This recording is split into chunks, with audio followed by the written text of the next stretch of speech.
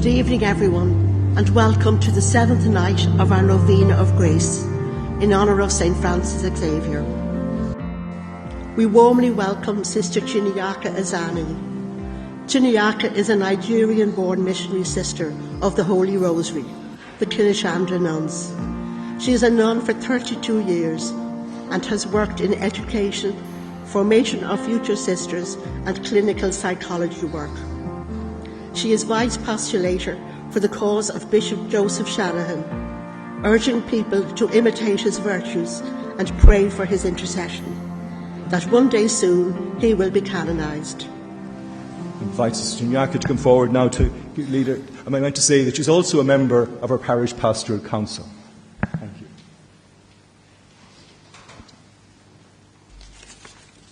Good evening, everyone. It's already the 7th day of our novena, and we are still happily and joyfully joining the novena. It is so refreshing to be part of this journey, of these 9 days of the Novena of Grace, taking place in our parish in the context of the Church's Year of Hope. We have gathered here on this 7th day, as we have been doing, to share stories and experiences, to bring in the freshness of hope in our world, which seems to be overtaken by despair, emptiness, pain, and all kinds of troubles and divisions. And as we know now, there is threat of war almost all over the world. So it is so great that we are here together, looking for signs of hope in the midst of all this. Before I go on, I will beg you to do a little exercise with me tonight. And that exercise is just a minute. This is it. Try to recall any good news or happy experience you have had in the past week, or somebody that is close to you. Or you can cast your mind back since the last Christmas.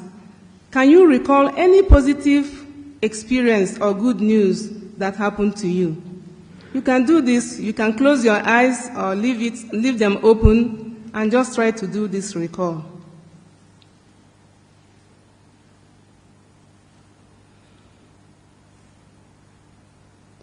Just notice how you feel in yourself as you recall happy experiences, good news.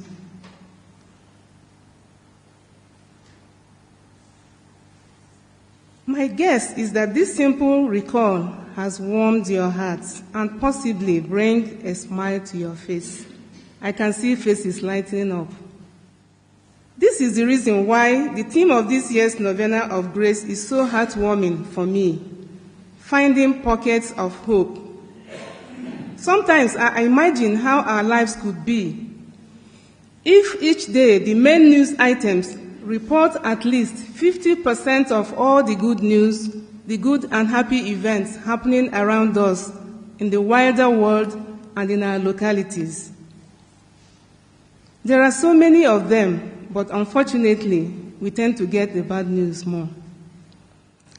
For this sharing today, I have deliberately chosen the sun as a symbol of hope. And this is my reason. The sun for me symbolizes life and energy and positivity.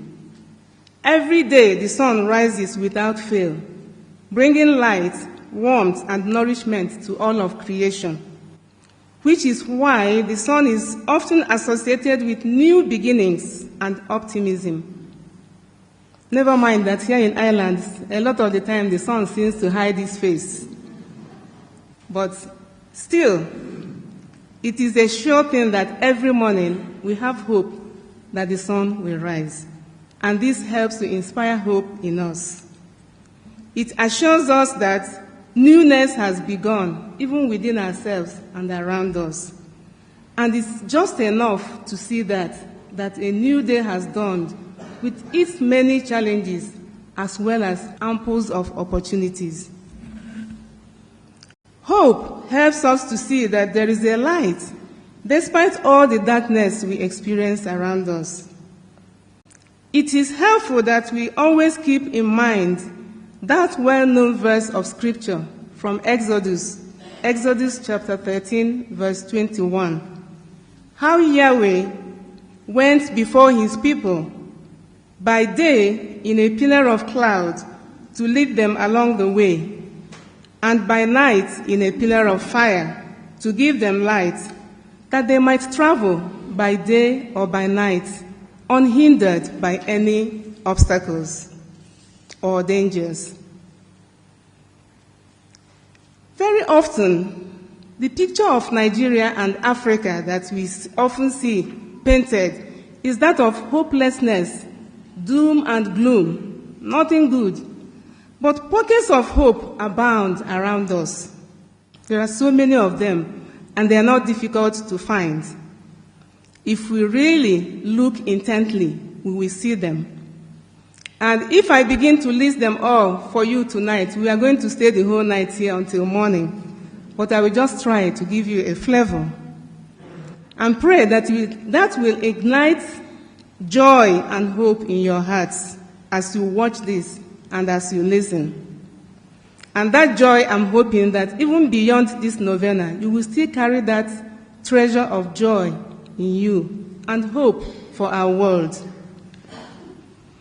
I will show you images of some pockets of hope to feed your eyes to see that despite the darkness around us in Nigeria and in Africa, and now in our wider world, God's light still shines through powerfully. A pillar of cloud by day for protection, and a pillar of fire by night for direction and safety. I will share an experience with you. On All Saints' Day last year, 2024, that's November 1st, I was home in Nigeria. My niece, Maureen, who the previous year had lost her firstborn baby soon after birth, was this time, thanks be to God, expecting another baby. So she visited me in our convent, and then she begged me, "Auntie, please, could you come with me for my antenatal checks?" So I accompanied her. We had planned we would go, and after that, we would go to the town for Mass and then do other errands that I had to do. So while I was out waiting for her to check her vitals, I saw somebody wobbling out, flanked by 2 nurses. She had gone into labor. So from that morning, around 8:30, I stayed with her all through labor till a healthy baby boy, Chinyelugo, meaning God has given me honor and crown, arrived safely at precisely 10:45 p.m. You can imagine the joy I felt, overcome with emotion, taking photos of the new baby and calling my sister and family to announce this good news. I'm neither a midwife nor a nurse, but the joy of seeing new life birthed is indescribable, and I'm sure the nurses and midwives here can bear me witness. For me, it is a reminder that God is still creating humanity, and God will never despair of us, despite all our challenges and evils that we need to contend with.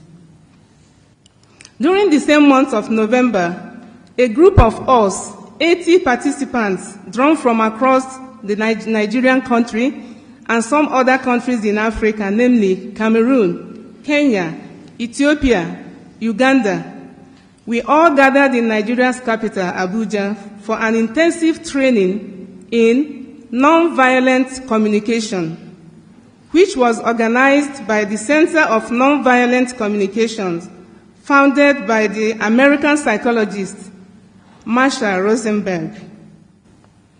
The participants of this training program were both Muslims and Christians who are concerned and passionate about peaceful coexistence in our countries, in our continent, in spite of or irrespective of religion or ethnicity.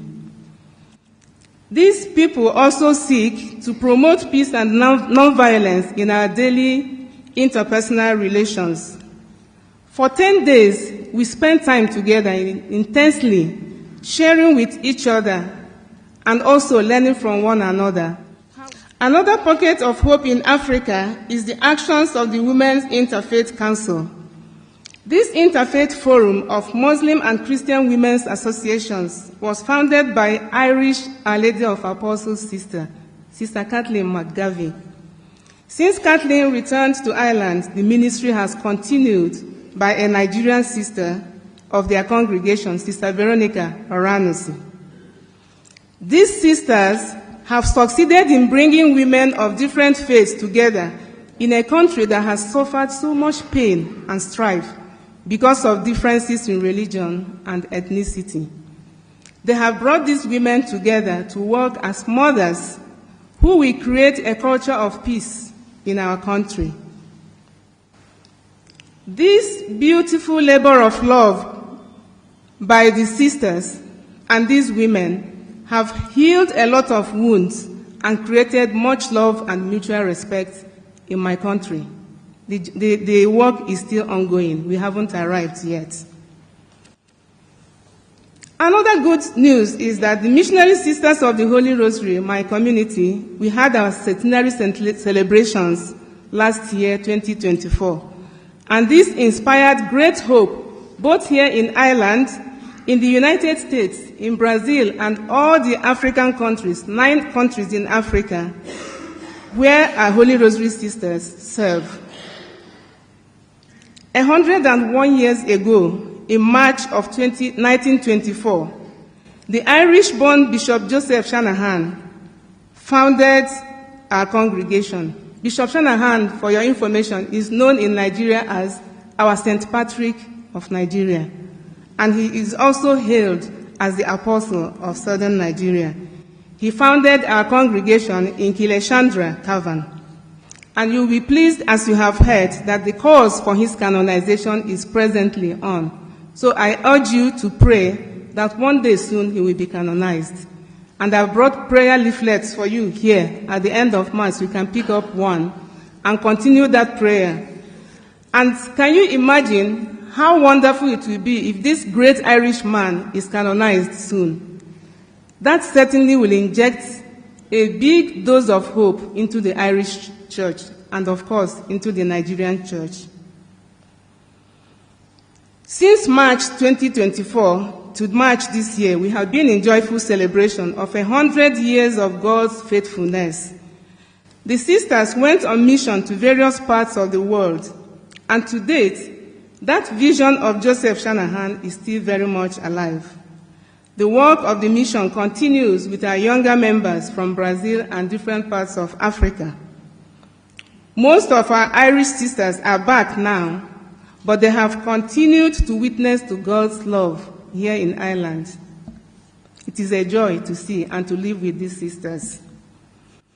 The grand finale of the centenary celebration of our congregation's foundation took place in Onitsha, Nigeria, where Joseph Shanahan spent most of his missionary life.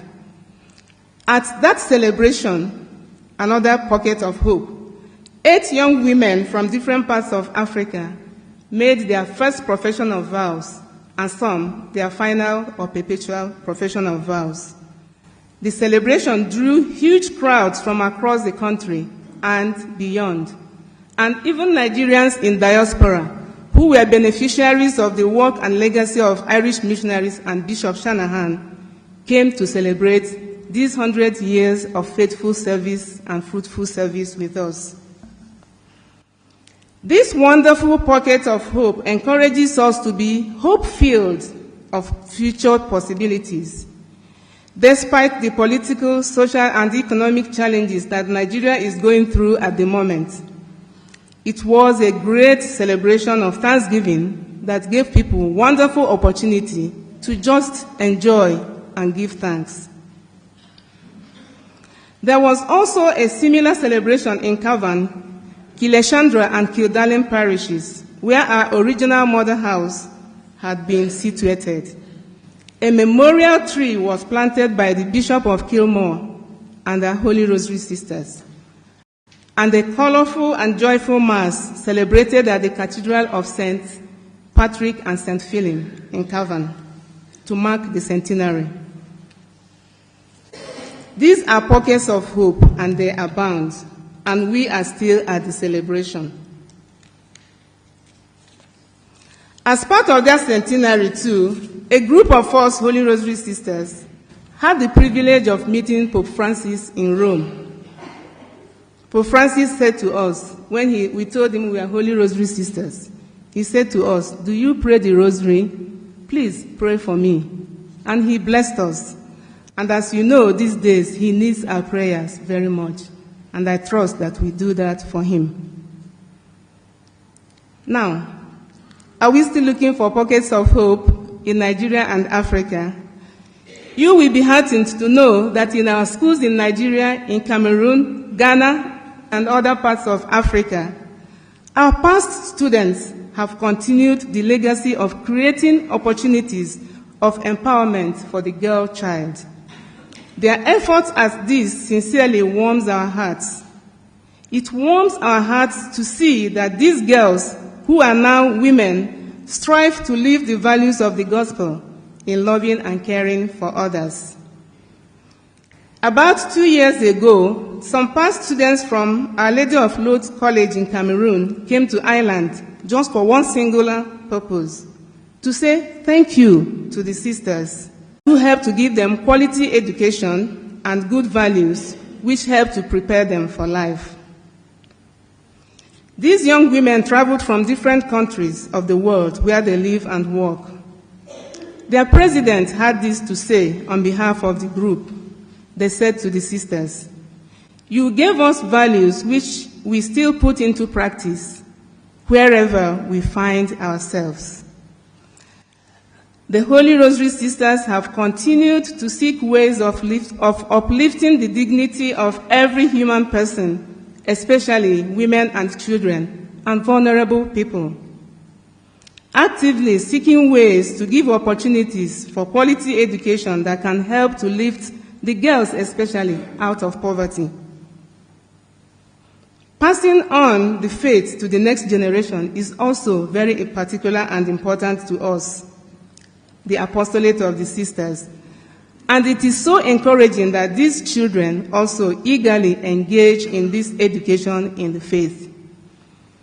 It is a huge sign of hope that the mission of our sisters and the legacy of Bishop Joseph Shanahan is still thriving as sisters continue to serve in 13 countries, 9 of them in African countries, in the areas of education, healthcare, pastoral, and social ministries. Another cause for joy and pocket of hope was my visit to our international novitiate in Nigeria, where young women from 4 different African countries are going through their formation to become missionary sisters. While I was there on the Feast of the Holy Innocents, which is December 28th, it is usually their holiday, but we were graced by the presence of one of our senior Nigerian sisters, Sister Adeline, who had been one of those who were formed in Kileshandra in the 1960s. The 28th of December was Sister Adeline's 80th birthday, and the novices gave her a surprise birthday celebration after the morning mass. It was just a so joyful event to witness. So simple, but very joyful. Sister Adeline had been on mission in Zambia, and at the present, she is in semi-retirement in Nigeria, and she enjoys coming to stay with her young ones in training. I once lived in a community in one of our missions. There was a sister in my community who was fond of looking for me very eagerly anytime there was bad news from Nigeria, disasters or violence or killings, to announce the news to me. So, fed up with this, one day I called her, I said, "Sister, please, whenever there is good news from Nigeria, look for me everywhere and be the first to announce it to me. That's what I would prefer." Recently, one sister, after the news, evening news, the sister sitting beside me said in frustration, "Oh dear, they have no good news at all to tell us." I urge everyone here, please, let's let us look for and share what gives us hope and not what drains us of hope. The following statement by the famous Vietnamese monk, Thich Nhat Hanh, some of you might be familiar with him. That his saying appeals to me. He said, "Hope is important because it can make the present moment less difficult to bear. If we believe that tomorrow will be better, we can bear a hardship today." There is so much bad news circulating on the social media, our newspapers, on television screens. Dwelling only on those bad news or sad news can rob us of hope. St. Augustine said that hope has two beautiful daughters. Their names are anger and courage. Anger at the way things are, and courage to see that they do not remain as they are. There is so much goodness happening in the world around us, but most of them hardly make the headlines. I'd like to invite everybody in this church tonight to take something from this 2025 Novena of Grace. I'm just going to state three simple things. One, every morning you wake up, ask yourself, how might I try today to create pockets of hope in my home, if I'm a student in the school, my workplace, or in my business? How might I create hope today? Two, at the end of the day, before you retire to bed, you can ask again, but this time, what in my immediate environment and the world has given me hope today? Just take time to seek that. There is so much, if we do that, to find hope, even in the difficulties of this life. Finally, I urge everyone, let us be more eager to announce or share happy news than the bad or sad ones. This is not denying that evil happenings are not going on in the world. No. But I am strongly convinced that goodness and pockets of hope abound around us. What we need to do is only to reach out, passionately embrace them, and announce them. And let us offer hope to everyone we encounter each day. God bless all of you here for listening. Koromila Mahagods.